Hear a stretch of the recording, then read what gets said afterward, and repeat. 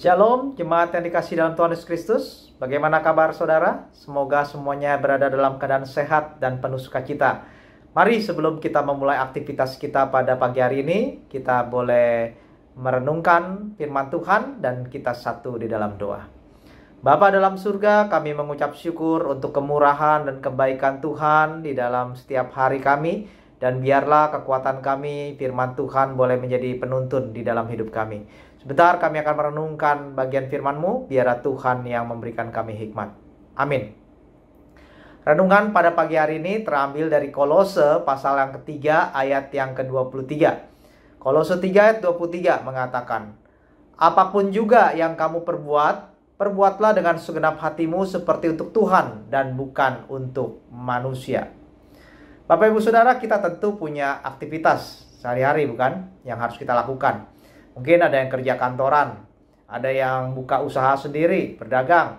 Atau jika saudara seorang pelajar, tentu aktivitasnya adalah studi, mempersiapkan ujian.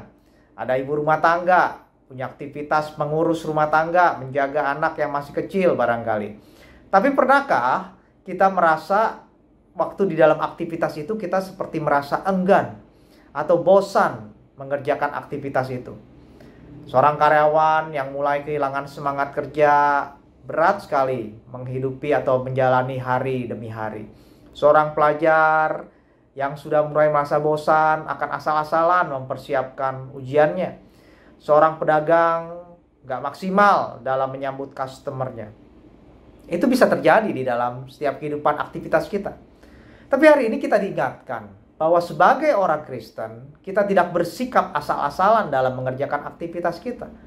Paulus mengatakan, apapun juga yang kamu perbuat, perbuatlah dengan segenap hatimu seperti untuk Tuhan, bukan untuk manusia.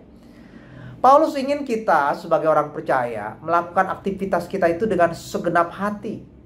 Bukan dengan uring-uringan, tidak dengan asal-asalan, tidak dengan bersungut-sungut, tapi dengan segenap hati. Artinya kita mengerjakan aktivitas kita punya semangat, punya kesungguhan waktu kita kerjakannya.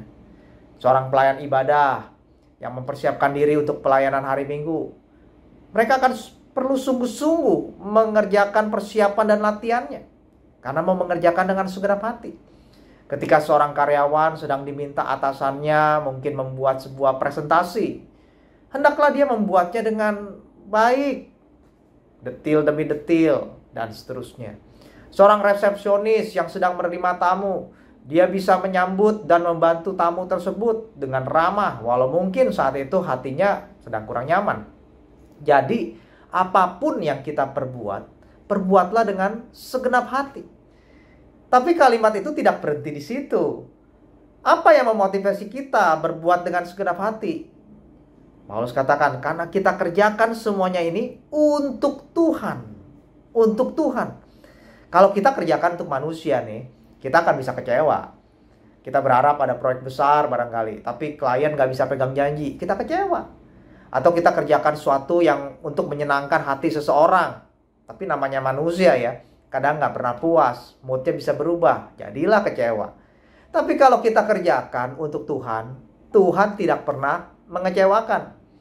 Kita percaya kalau kita lakukan sungguh-sungguh, walau gak ada yang lihat, walau gak ada yang menghargai, tapi Tuhan akan berkati kita. Ayat 24 coba kalau kita lihat. Dari Tuhanlah kamu akan menerima bagian yang ditentukan bagimu sebagai upah. Tuhan sendiri. Seorang ibu yang terus mendoakan anaknya, terus membimbing anaknya untuk takut akan Tuhan. Mungkin orang gak ngelihat. Mungkin orang menganggap hal itu remeh. Tapi ibu itu konsisten. Kerjakan dengan sadar ini dia kerjakan untuk Tuhan. Tuhan akan berkati. Satu saat anaknya hidup dengan benar, kemudian menjadi berkat dan menjadi pribadi yang takut akan Tuhan. Dia dapat upahnya. Seorang karyawan tetap jujur di dalam pekerjaannya. Tetap lakukan pekerjaan maksimal karena ini prinsip untuk Tuhan. Mungkin awalnya kurang dihargai, mungkin banyak diperlakukan gak adil. Tapi Tuhan akan berkati dia. Karakter dia teruji. Dan hasil pekerjaannya akan nampak kelak. Jadi Bapak Ibu Saudara, mari kita punya prinsip melakukan segala sesuatu yang kita lakukan itu dengan segenap hati, dikerjakan untuk kemuliaan Tuhan.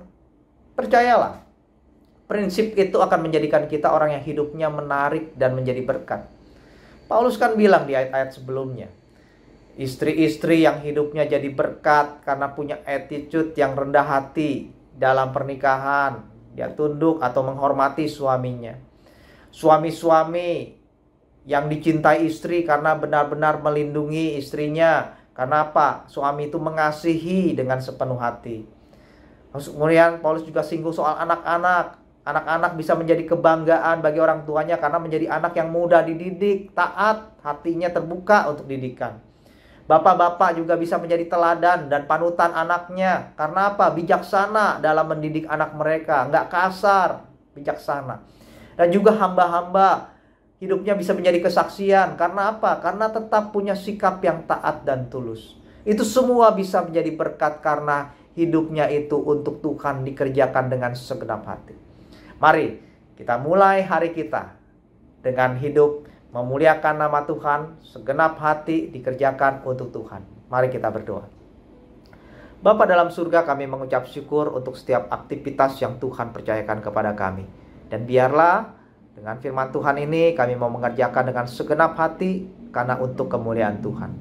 Berkati kami. Di dalam nama Tuhan Yesus Kristus kami berdoa. Amin.